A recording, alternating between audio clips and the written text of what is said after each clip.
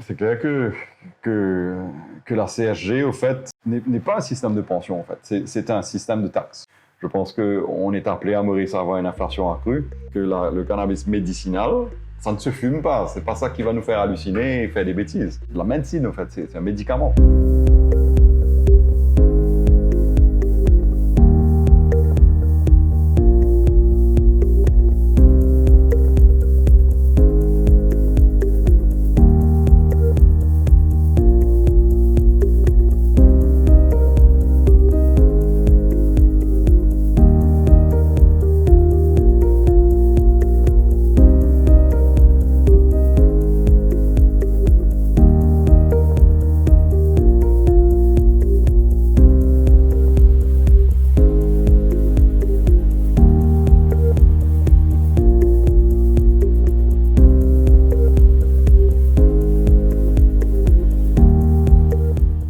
Bonjour Gérald Lincoln, merci d'avoir accepté l'invitation d'Ofé Média.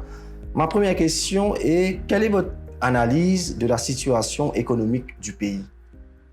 Bonjour Kevin, bonjour les auditeurs. Alors, l'analyse est assez négative. La situation dans le pays se détériore chaque jour qui passe, de par le fait que nos frontières restent fermées et que la plus grosse industrie de l'île, notamment tout ce qui est tourisme et relié au tourisme, n'a plus de revenus.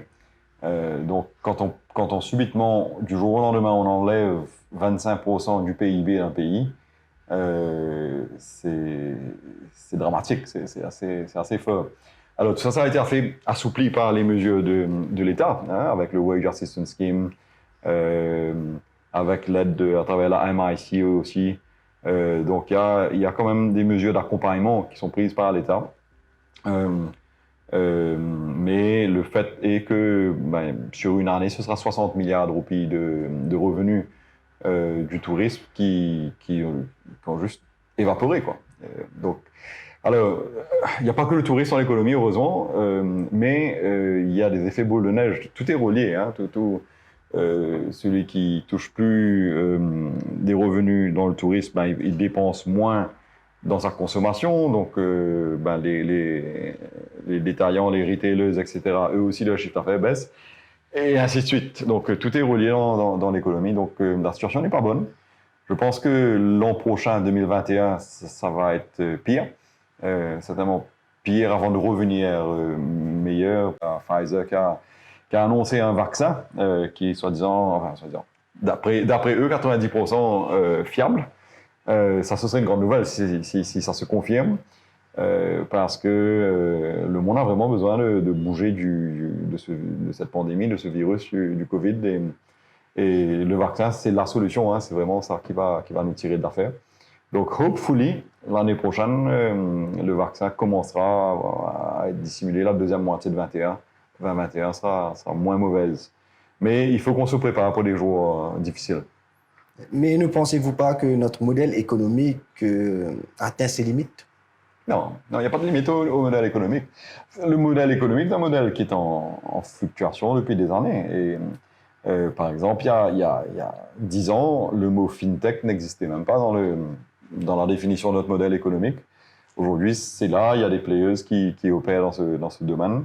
Je pense que je dis pas qu'il faut pas se réinventer, hein, c'est pas ça que je dis simplement que on est assez entrepreneur dans la nation mauricienne, on est assez ouvert sur le reste du monde, et donc on s'adapte aux changements mondiaux. Alors, est-ce que la dépendance de l'île Maurice au tourisme, par exemple, qui aurait dit que du jour au lendemain, il n'y aurait plus d'avions dans le ciel, que nos hôtels seraient vides complètement? C'était impensable. Donc, est-ce qu'on a fait des erreurs dans le passé? Je pense pas, par rapport à ça, je pense pas. Mais il faut être flexible, il faut s'adapter, au fait. Donc, ceux qui vivaient du tourisme il y a encore 6 mois, 9 mois, il faut qu'ils s'adaptent. Ils ne peuvent pas attendre que les choses reviennent. On a besoin aujourd'hui, dans le monde d'aujourd'hui, d'être pro-changement, d'être proactif et de se réinventer quand ça ne va plus. Faut-il s'inquiéter du montant de la dette publique, selon vous, qui a dépassé les 80% du PIB? Alors, déjà, avant le Covid, avant tout ça, beaucoup d'économistes criaient haut et fort, on est trop endetté, on est surendetté, on était à 60% à peu près. Moi, j'étais un des rares à dire, mais non, tout dépend de pourquoi on s'endette. Si on s'endette pour les bonnes raisons, ça aide au développement et ça aide à la croissance économique. Ça, c'était à l'époque où on était à 60. Aujourd'hui, avec ces mesures d'urgence qui ont eu à être prises, et rightly so, je crois qu'on a eu raison de faire toutes ces mesures d'accompagnement.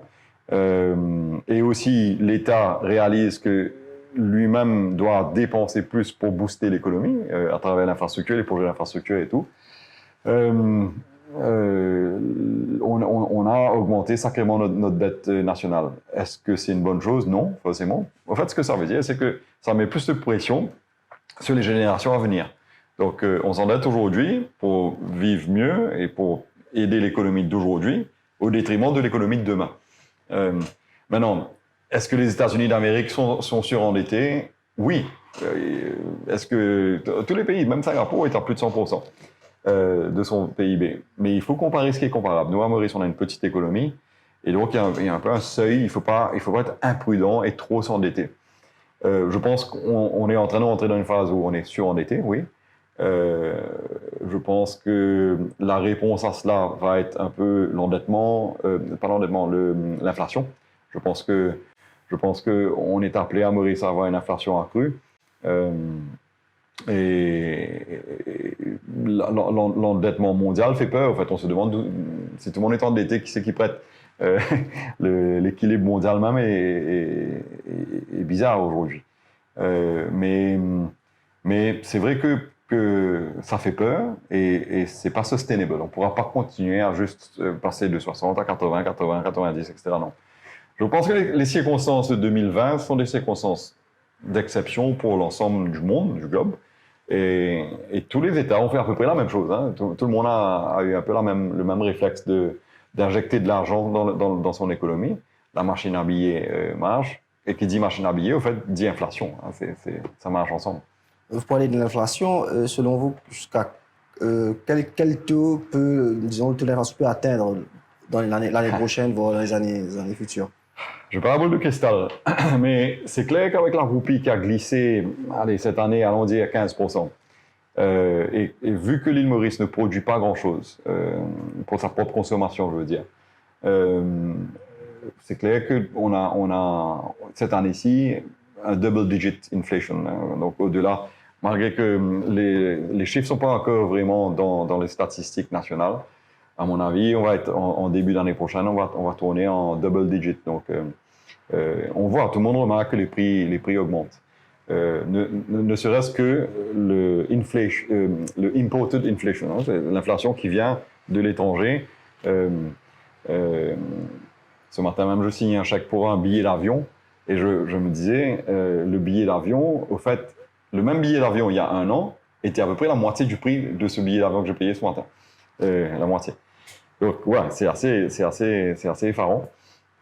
Qu'est-ce que ce sera en termes d'inflation à l'avenir? Tout dépend de la politique monétaire du pays. Donc, en termes de taux d'intérêt, en termes de justement la planche à billets, si on continue à mettre de la monnaie dans le pays, ça va créer de l'inflation additionnelle. Si la production n'augmente pas à côté, d'emmener de l'inflation, c'est mathématique. Donc, je pense qu'on est parti pour une phase de high inflation dans le pays, qui n'est pas bon en fait. Pourquoi l'inflation, c'est l'ennemi numéro 1 d'une banque centrale? C'est que ça affecte le pouvoir d'achat. Donc, quand les prix montent et que les revenus ne montent pas, on est moins riche, on s'appauvrit. C'est ce qui est en train de se passer là aujourd'hui. Et ça va être intéressant. D'ailleurs, il y a les négociations tripartites pour l'augmentation de salaire l'année prochaine. Donc, d'une part, il y aura le patronat qui dira on ne peut pas afford de payer plus en termes de salaire. D'autre part, les syndicats diront on a besoin de plus d'argent parce que tout coûte plus cher. Donc, ça va être difficile d'avoir cet équilibre entre les deux. Mais ouais, je pense que l'inflation va monter. Peut-être un mot sur la MIC. Mm-hmm. Est-ce une bonne idée que de puiser des réserves de la Banque centrale pour soutenir l'économie? Mais aussi, est-ce que vous comprenez les critères de sélection de la MIC? Oui. D'abord, je pense que la RMIC est une très très bonne initiative prise par l'État. Parce que, comme dans la plupart des pays, quand l'économie est vraiment affectée, il y a les risques en ne faisant rien. Ce serait irresponsable de prendre ce genre de risque, notamment sur le système bancaire. Donc, on prend un scénario extrême. Allons dire que la pandémie dure encore 1 an. Allons dire que le secteur hôtelier, qui est déjà très endetté auprès des banques commerciales, n'arrive pas à repayer ses dettes. Ce qui est aujourd'hui un problème domaine touristique devient un problème financier systémique auprès des banques. Et quand dans un pays, le système bancaire est fragilisé, c'est grave. C'est grave parce que ça peut avoir toutes sortes de répercussions bien au-delà du problème de base qui est le manque de touristes et donc le hospitality sector qui est à genoux. Donc, c'est très responsable de la part du gouvernement d'avoir set up l'équivalent de la MIC. Chaque pays appelle ça différemment. À Maurice, on a appelé ça le Mauritius Investment Corporation. Les critères sont transparents. Les critères de qui c'est qui qualifie, il faut qu'il y ait un chiffre d'affaires de plus de 100 millions. Il faut que l'entité qui fait appel à la MIC soit directement affectée par la pandémie du Covid. Et maintenant, il y a toute une autre question qui est la gouvernance autour de ce qui a été mis en place, la vitesse d'exécution. Par exemple, mes clients se plaignent que la vitesse d'exécution qui était promise au mois de juillet déjà en termes de débours, on est en novembre, il n'y a toujours pas eu de débours de la MIC. Non, c'est peut-être pour les bonnes raisons, peut-être parce que justement, ils veulent mettre une bonne gouvernance en place, s'assurer que tous les checks and balances soient en place. Je crois que sur le fond, c'est vraiment une mesure nécessaire et qui est bonne, qui est bonne pour le pays. L'exécution, on pourra en reparler dans 3 mois, mais je pense que l'idée de mettre ce fonds en place est excellente. Maintenant, d'où viennent les fonds? Dans un pays, on ne peut prendre que là où on en a. Donc, ou bien on emprunte comme on continue à faire. Là, on a signé une nouvelle ligne de crédit avec l'AN la semaine dernière. Mais à Maurice, le seul deep pocket, en fait, c'était la Banque centrale. C'est là où il y a des réserves importantes de war chest. Hein. Et c'est là, pour la bonne gestion du pays pendant les dernières 20 années, qui font qu'on avait quand même ce gros stock de réserves en foreign. En fait, c'est du foreign currency reserve qu'on a mis de côté, 2 milliards de dollars. Ça paraît un gros chiffre. En fait, c'est un gros chiffre. Peut-être même qu'ils vont peut-être pas deploy tout ce montant-là, parce que c'est énorme comme montant. Mais en tout cas, pour le business, c'est rassurant. C'est une très bonne mesure. Moi, je suis très, très positif par rapport à la MIC. Il y a la CHG qui remplace l'ancien système de pension, mais c'est une formule qui ne fait pas l'unanimité actuellement. Pas du tout, même. Aurait-il pu être autrement, selon vous? C'est clair. Hein. C'est clair que la CHG, au fait, n'est pas un système de pension, en fait. C'est un système de taxes. Pour moi, si je résume, si c'est un système de pension me dit économise parce qu'un jour, tu auras besoin de cet argent-là et tes économies deviendront ta retraite. C'est ce que les systèmes de pension privée, etc., c'est ce que c'est. On paye aujourd'hui pendant qu'on est en train de produire et un jour, quand on est vieux, ce qu'on a mis de côté à rapporter, à faire des petits, etc., et ça devient ma retraite. La CHG, en fait, c'est pas ça. C'est on déduit on pourra parler des quantums tout à l'heure, mais on déduit des montants importants tout de suite pour payer les pensionnaires tout de suite. Donc c'est pas l'argent n'est pas mis de côté dans un fonds comme le NPF était. Le NPF était un fonds qui investissait, etc., pour payer les pensionnaires un jour. La CHG, en fait, c'est un fonds immédiat. C'est pay as you go. Donc on ponctionne et on paye.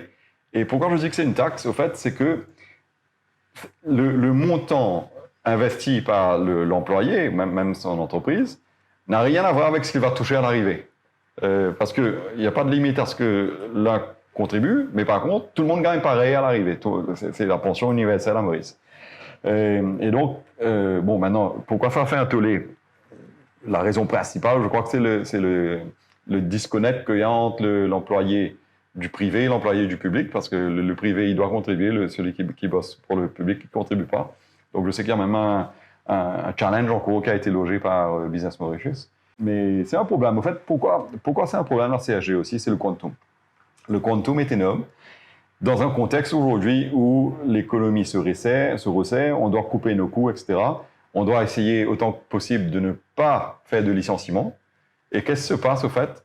Toutes choses étant égales par ailleurs, le coût d'emploi pour des sociétés qui payent bien, qui ont des salaires 50 000 ou plus, le coût d'employer nos équipes a augmenté de 6, 7, 8, 10%, dépendant de l'environnement de chaque entreprise. Toutes choses étant égales, donc au lieu de réduire nos coûts, on va augmenter nos coûts, sans compter les augmentations de salaire normales qui vont arriver aussi au mois de janvier. Donc le timing est certainement pas bon, mais l'impact sur l'économie est fort. Hein, on parle de très très gros montants. Donc le principe, on a un peu un problème avec ça parce que c'est une taxe, et aussi le quantum est excessif au fait. Le gouvernement est de plus en plus contesté au fil des scandales qui sont dévoilés. Quel effet cela a sur les affaires, le business en général? Vous savez, je crois que les gouvernements sont toujours contestés dans une bonne démocratie. Et Maurice est une bonne démocratie. Donc il ne faut pas voir que le verre à moitié vide. Moi, je pense c'est bon qu'il y ait cette contestation, c'est bon qu'il y ait une opposition qui voice out des points de vue différents des mesures prises par le gouvernement, etc. Et c'est des tensions healthy qui font avancer une démocratie. Maintenant, la perte de confiance du secteur productif en l'État, ça c'est un autre problème. Parce que quand on perd confiance, on se méfie, on veut plus investir, on baisse les voiles et on se braque et on se bagarre. Dans ma carrière, j'ai pas souvent vu des organismes comme Business Mauritius prendre des actions légales contre l'État, en fait. Et donc ça c'est pas forcément une bonne chose. Donc il y a un équilibre à avoir, et là c'est vrai que et puis il y a eu à Maurice récemment, on a eu l'histoire du Wakashio, il y a eu tout ça qui c'est le cumul de petites choses qui font qu'aujourd'hui il y a peut-être un peu une perte de confiance, une méfiance. Est-ce qu'on est en train de nous dire toute la vérité? Est-ce que les choses se sont vraiment passées comme certains disent, etc. Et ça c'est pas healthy. Ça me fait penser aux États-Unis, avec un Trump qui disait des bêtises tous les jours avec ses tweets, etc. Finalement, le monde entier n'avait plus trop confiance au leadership de Trump. La politique, c'est bon qu'il y ait des critiques parce qu'il faut qu'il s'améliore tout le temps. Hein. Et d'ailleurs, la liberté d'expression à Maurice, il faut absolument protéger. Donc, bravo pour votre métier. Mais il ne faut pas tomber dans les extrêmes non plus. Joe Biden a remporté les dernières élections aux États-Unis. Est-ce une bonne nouvelle pour l'économie mauricienne? Je crois que c'est une bonne nouvelle pour le monde entier. Moi, je suis ni démocrate ni républicain, donc je pense l'Amérique est très scindée entre les deux camps, un peu comme la France, la droite, la gauche. Mais je regarde le président des États-Unis, qui est sans doute une des positions les plus puissantes au monde. Ils ont le code secret pour faire péter à peu près toutes les réserves nucléaires, etc. Trump a fait beaucoup de bêtises pendant les 4 dernières années, a dit surtout beaucoup de bêtises. Il n'a pas forcément fait beaucoup de bêtises, mais il a dit beaucoup de bêtises. C'est pas crédible. Le point, c'est il faut respecter la présidence des États-Unis, et Trump n'a pas fait grand-chose pour déserve ce respect de la part des autres pays et des Américains d'ailleurs. Donc Biden, certains qui disent qu'il est vieux, etc. Oui, c'est vrai, 78 ans, c'est âgé pour prendre le contrôle de la plus grande puissance mondiale. Mais il a quand même 10 ans de vice-présidence avec Obama, donc je pense en termes d'expérience, il connaît les rouages. Et puis il prend les choses comme le Covid sérieusement, chose que Trump ne faisait pas. Donc ouais, je pense que le monde entier applaudit l'arrivée d'un safe pair of hands que représente Joe Biden. Maurice étant un pays africain, comprenez-vous pourquoi est-ce que les échanges avec nos voisins restent-ils limités et inférieurs, par exemple, comparés aux échanges avec l'Occident? Ouais. Pourtant, on a toutes sortes d'organismes régionaux, la SADC, le COMESA, la COI, Indian Ocean Rim. En termes d'organismes, je crois qu'il y a beaucoup qui a été fait ces dernières années. Mais c'est vrai qu'il n'y a pas assez d'échanges commerciaux et au-delà de commerciaux, hein, des échanges de connaissances, etc. Et on a tendance toujours à trade avec nos partenaires traditionnels de l'époque, qui étaient souvent l'Occident. Alors, c'est hyper complexe, au fait. C'est plus facile aujourd'hui d'envoyer un container à Paris que d'envoyer un container à Kinshasa ou en Zambie. Parce que la logistique au niveau Afrique, parce que je prends l'Afrique comme exemple, elle est ultra compliquée et elle coûte très cher. Elle coûte très, très cher. Donc c'est vraiment dommage qu'on n'arrive pas mieux à s'organiser régionalement, ne serait-ce que pour l'alimentation. On dit l'Afrique, c'est le grenier du monde. Ça devrait être le grenier du monde, mais ça ne l'est pas. Donc, bon, ça fait des années qu'on entend qu'il y a beaucoup d'investissements dans le système agricole en Afrique, etc. Le Mozambique avait même mis à disposition de Maurice, si vous vous rappelez, 80 000 hectares de terrain. Qu'est-ce qui s'est passé? En fait, on a essayé certaines choses, rien. Aujourd'hui, il n'y a pas une société mauricienne qui produit de l'agriculture sur ces 80 000 hectares qui avaient été signés en bonne et due forme entre l'État mauricien et l'État mozambicain. Donc, oui, c'est frustrant. C'est frustrant de voir qu'il n'y a pas plus. Mais les challenges, au fait, sont au-delà de Maurice. C'est tout un système qui demande à évoluer et qui évolue. Hein. Je pense que, statistiquement, dans 10 ans, on aura beaucoup plus de partenaires régionaux dans le trade que ça ne l'est aujourd'hui. Mais c'est pas assez vite. Je suis d'accord avec vous. À l'ère du Covid, on parle beaucoup de la diversification de l'économie. Votre firme a fait une proposition en faveur de la culture du cannabis à des fins thérapeutiques. Absolument.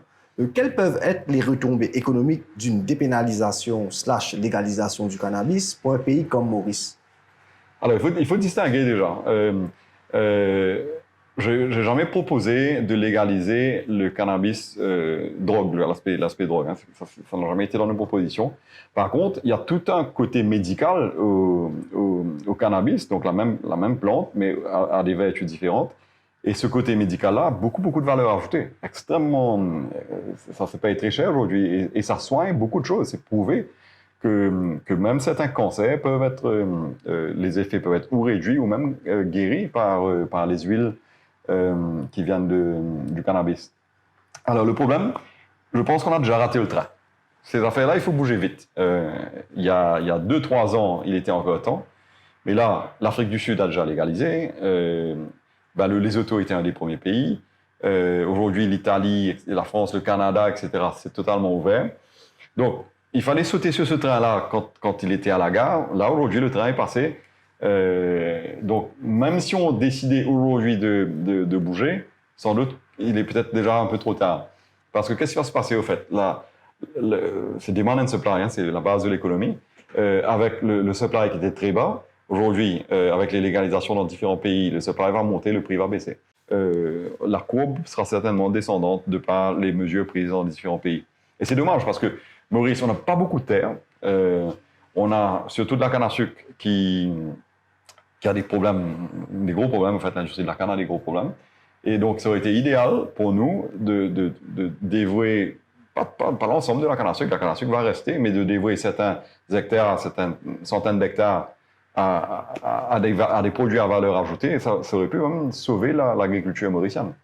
Donc, c'est vraiment dommage. Et c'est uniquement politique, c'est des décisions uniquement politiques, parce que les businessmen, là, ils étaient alignés pour sauter sur le train, justement. Mais il y a aussi une question de perception aussi. Perception, c'est ça le problème. Mais une mauvaise compréhension de qu'est-ce que c'est que le produit. Mais ça demande pas, on n'a pas besoin d'être un rocket scientist pour comprendre que le cannabis médicinal, ça ne se fume pas. C'est pas ça qui va nous faire halluciner et faire des bêtises. C'est de la médecine en fait, c'est un médicament. Un mot sur l'ouverture du pays, tellement nécessaire au développement économique de l'île Maurice, et l'introduction récente du Premium Visa. Un sujet qui me passionne. Pour moi, le moyen le plus facile d'emmener du développement économique dans notre île, c'est d'ouvrir notre île. Et quand je dis ouvrir, C'est pas mettre 2-3 mesures contraignantes en espérant qu'il y aura la queue. C'est pas une vraie ouverture, une ouverture agressive, une ouverture qui ferait qu'on est 50 000 personnes qui veuillent venir habiter à Maurice. Imaginez l'effet sur l'économie s'il y avait 50 000 personnes qui venaient sur la consommation, sur les articles de luxe, sur tout le système bénéficierait. Et en général, quand des gens successful viennent dans un pays, ils viennent pas se croiser les bras. Même s'ils ont l'intention de prendre leur retraite, parce que c'est des gens actifs, c'est des gens qui ont des idées, ils développent le pays avec. Donc, même les retraités, on a vu ça dans les IRS, les retraités viennent en disant « je prends ma retraite à l'île Maurice », mais non, finalement, ils commencent à s'ennuyer et ils font toutes sortes de business, ils créent de l'emploi, ils créent de la richesse. Il y a eu une amélioration sur l'ouverture du pays, mais il y a tellement qu'on pourrait faire de plus, c'est assez frustrant. Il faut attirer du talent à Maurice, il faut attirer les gens qui sont successful ailleurs vers notre île qui a tout à offrir, au fait. On a juste besoin de market le truc. On est déjà, la sécurité est bonne, le temps est bon, le bon Dieu nous a donné des plages, des beaux lagons, une belle mer. Tout ça, c'est fantastique. Et on pourrait faire tellement mieux, c'est vraiment désespérant. Alors, relié à ça, maintenant, il y a le problème du Covid, les touristes qui viennent plus, etc. Et c'était tellement évident de venir proposer un scheme où on dit aux gens, au lieu de venir passer des vacances à Maurice, venez habiter ici 1 an, 2 ans, 3 ans, on vous donne un visa facilement, vous pouvez travailler, comme le premier est pas mal. Je le critique pas, en fait, je l'applaudis. C'est juste déplorant que ça aurait dû avoir été fait au début du Covid, pas... Bon, là, on est en deuxième vague, on est en deuxième confinement en France, en Allemagne, etc.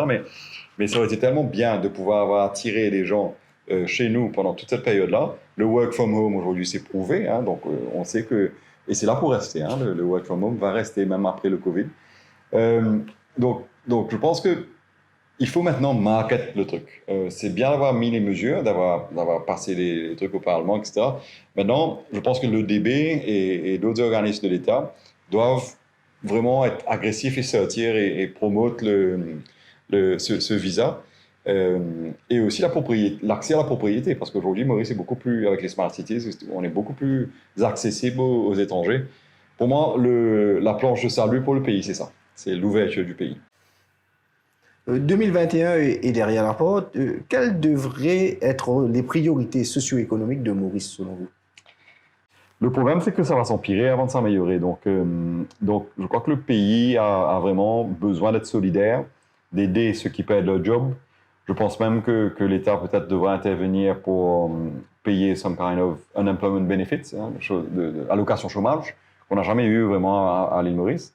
Mais si on ne fait pas ça et on laisse dégrader la situation, ben, quand on n'a plus à manger, quand on ne peut plus nourrir nos enfants, ben, on a des agissements que notre morale nous aurait empêché d'avoir autrement. C'est-à-dire que l'insécurité va se détériorer.